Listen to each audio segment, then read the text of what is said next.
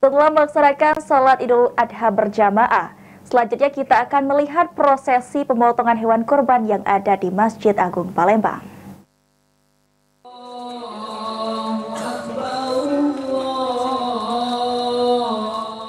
Pada Hari Raya Idul Adha 1445 Hijriah, PJ Wali Kota Palembang Ratu Dewa melaksanakan sholat Idul Adha di Masjid Agung Palembang bersama PJ Gubernur Sumatera Selatan Agus Fatoni serta Forkopimda Kota Palembang.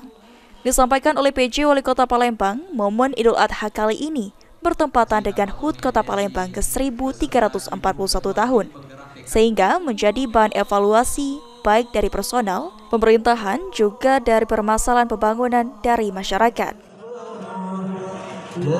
Kota Palembang yang ke-1341.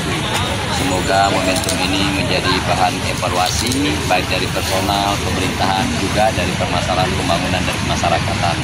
Harapan saya semoga melalui momentum baik itu peringatan HUT Palembang maupun Idul Adha menjadi momentum yang cukup baik untuk sama-sama introspeksi dan menjadikan ketauladanan Nabi Ibrahim dan Nabi Ismail dari sisi ketakwaan kepada Allah Subhanahu wa taala, baik itu keikhlasan, kesabaran maupun dari sisi ketauhidan baik personal maupun dari sisi keuangan. Idul Adha ini juga diharapkan menjadi ketauladanan Nabi Ibrahim dari sisi ketakwaan kepada Allah Subhanahu wa taala, baik itu keikhlasan, kesabaran maupun ketauhid untuk personal dan juga keumatan. Ilham Mayudi, PAL TV.